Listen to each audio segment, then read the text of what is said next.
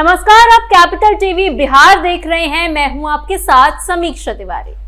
नीतीश कुमार के बाद बिहार की राजनीति एक नए मोड़ पर खड़ी है। अब सबसे बड़ा सवाल तो यही है कि राज्य की कमान किसके हाथ में जाएगी। पटना से लेकर दिल्ली तक सियासी हलचल तेज है और हर दिन नए नाम सामने आ रहे हैं। क्या बीजेपी इस बार किसी नए चेहरे को दांव लगाएगी या फिर किसी पुराने और अनुभवी नेता को मौका मिलेगा? 25 मार्च को दिल्ली में बीजेपी और आरएसएस के बड़े नेताओं के बीच अहम बैठक हुई थी। इस बैठक में खाटी बीजेपी और दलित चेहरे को पहली पसंद बताया गया, जबकि दूसरी पसंद अति पिछड़ा वर्ग यानी ईबीसी से किसी नेता को बनाने की चर्चा है। ऐसे में जाति और राजनीति का संतुलन भी अहम भूमिका निभा सकता है। अब देखना दिलचस्प होगा कि आखिर किस नाम पर मुहर लगती है और आगे की रणनीति क्या होती है। इस स्पेशल स्टोरी में आपको बताएंगे कि बिहार का अगला मुख्यमंत्री कौन हो सकता है और सम्राट चौधरी और फॉरवर्ड नेताओं का आखिर क्या होगा। बिहार में सीएम फेस पर सस्पेंस, जाति समीकरण सबसे बड़ा फैक्टर। नीतीश कुमार के बाद बिहार की राजनीति में बड़ा बदलाव आता दिख रहा है और अब मुख्यमंत्री के चेहरे को लेकर अंदर खाने हलचल काफी तेज हो गई है। सूत्रों के मुताबिक मुख्यमंत्री के चेहरे और नई सरकार को लेकर दिल्ली में भाजपा और आरएसएस के नेताओं के बीच दो दौर की अहम बैठक हो चुकी है। इन बैठकों में संघ ने साफ तौर पर कहा है कि बिहार में पहली बार भाजपा को अपने दम पर मुख्यमंत्री बनाने का मौका मिल रहा है। इसलिए इस बार नेता चुनते वक्त बहुत सोच समझकर फैसला लेना होगा।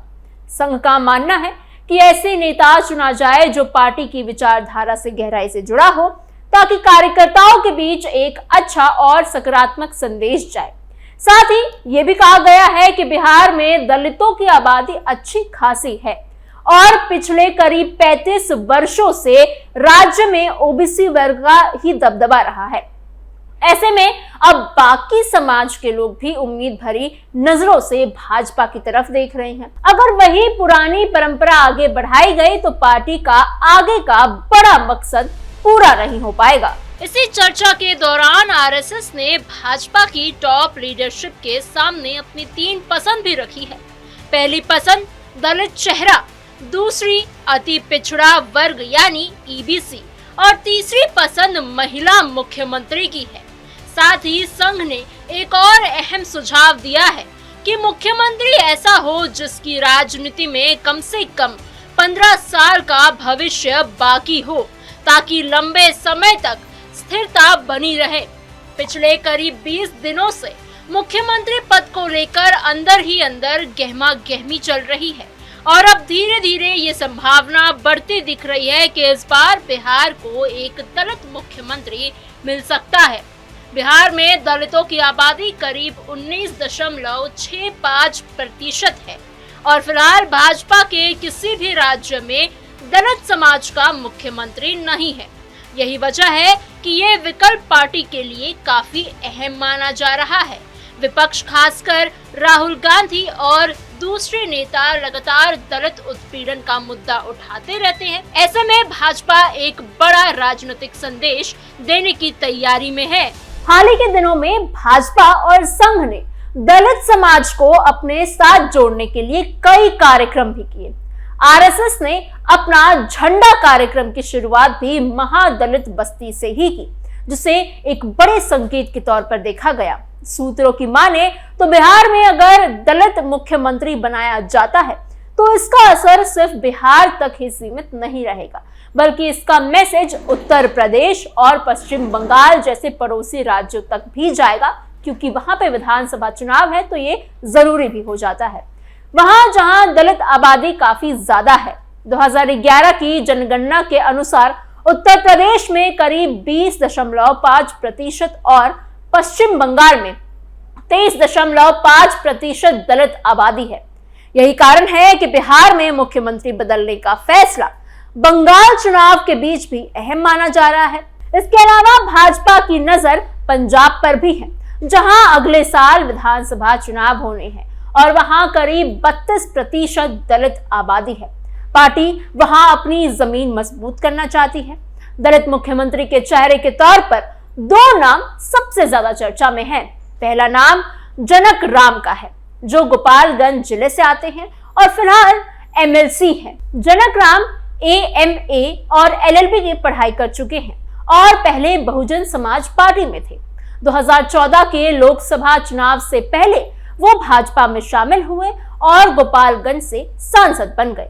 वहीं रविदास जयंती से वो आते हैं, जिसकी दलित आबादी में करीब 5.26% हिस्सेदारी है और ये पासवान जाति से बहुत थोड़ा ही कम है। माना जा रहा है कि रविदास समाज को अब तक सत्ता में उतनी हिस्सेदारी नहीं मिली है, इसलिए भाजपा जनक राम के जरिए इस समाज को अपने साथ जोड़ने की कोशिश कर सकती है। दूसरा नाम डॉक्टर गुरु प्रकाश पासवान का है, जो भाजपा के राष्ट्रीय प्रवक्ता है और पूर्व केंद्रीय मंत्री डॉक्टर संजय पासवान के बेटे हैं।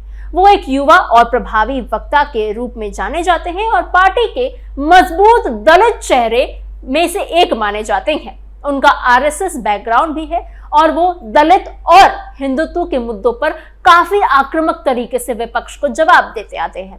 वो पासवान जाति से आते हैं, जिससे कि चिराग पासवान भी जुड़े हैं। बिहार में पासवान समाज का फॉरवर्ड वर्ग के साथ राजनीतिक समीकरण भी रहा है। ऐसे में अगर इस समाज से मुख्यमंत्री बनाया जाता है तो फॉरवर्ड वोट बैंक को भी साधा जा सकता है। दूसरी तरफ EBC यानी अत्यंत पिछड़ा वर्ग से मुख्यमंत्री बनाने को भी मजबूती से चर्चा में लाया जा रहा है। बिहार में सबसे ज्यादा आबादी इसी वर्ग की है, जो करीब 36.1% है। भाजपा ने अब तक देश के किसी भी राज्य में इस वर्ग से मुख्यमंत्री नहीं बनाया है, इसलिए ये विकल्प भी पार्टी के लिए नया और अहम हो सकता है। इसके पीछे एक तर्क ये भी दिया जा रहा है कि EBC वर्ग को अब तक नीतीश कुमार का कोर वोट बैंक माना जाता रहा है।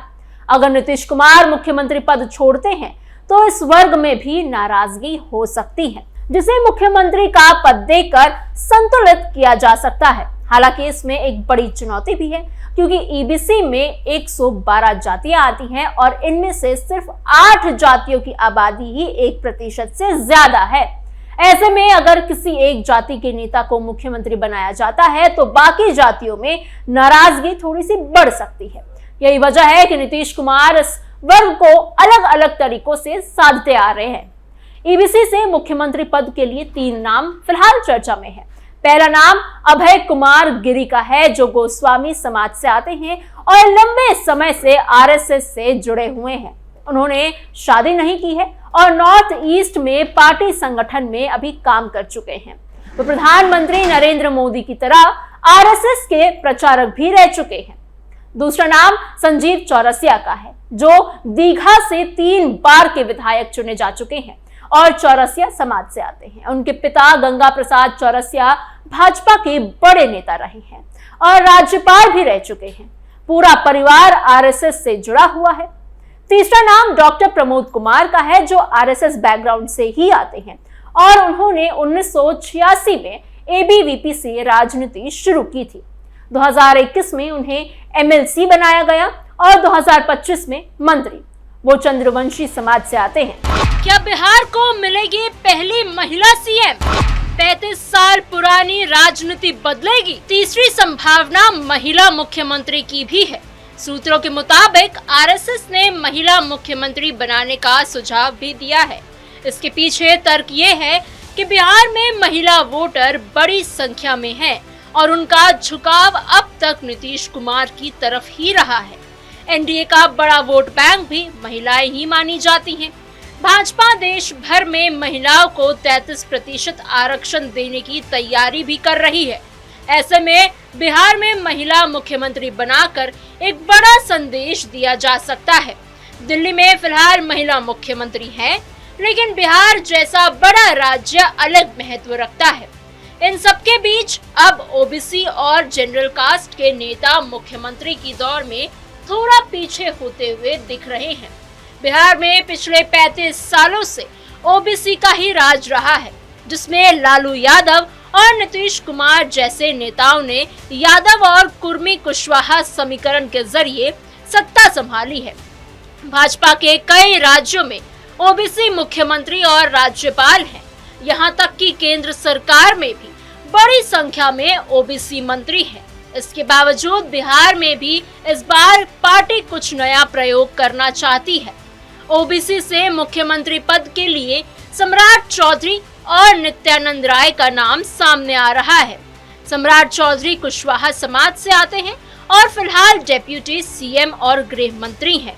उनकी दावेदारी मजबूत मानी जाती है, लेकिन उनका अलग अलग पार्टियों का बैकग्राउंड उनके खिलाफ जा सकता है, क्योंकि उन्होंने अपनी राजनीति आरजेडी से शुरू की, फिर जदयू में गए और अब भाजपा में है। वहीं नित्यानंद राय यादव समाज से आते हैं और केंद्र में गृह राज्य मंत्री भी हैं। उन्हें अमित शाह का करीबी माना जाता है, लेकिन यादव समाज को अब भी लालू यादव का कोर वोटर माना जाता है, जिससे उनकी राह थोड़ी मुश्किल हो सकती है। जनरल कास्ट की बात करें तो उनकी संभावना काफी कम मानी जा रही है। हालांकि मंगल पांडे और विजय सिन्हा जैसे नाम चर्चा में है। मंगल पांडे ब्राह्मण समाज से आते हैं और एबीवीपी से राजनीति से शुरुआत की थी उन्होंने। वहीं विजय सिन्हा भूमिहार समाज से आते हैं और फिलहाल डेप्यूटी सीएम भी हैं। दोनों ही नेताओं का आरएसएस से जुड़ाव रहा है और पार्टी में उनकी अच्छी खासी पकड़ है, लेकिन मौजूदा समीकरण में उनका नंबर पीछे दिख रहा है। कुल मिलाकर बिहार की राजनीति इस वक्त एक बड़े बदलाव के दौर से गुजर रही है।